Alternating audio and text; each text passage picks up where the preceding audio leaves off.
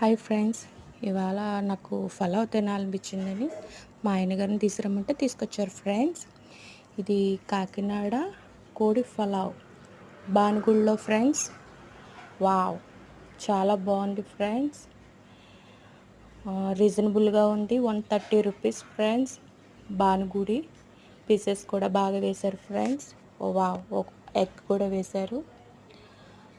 Next పెరుగు పచ్చడి ఇచ్చారు ఫ్రెండ్స్.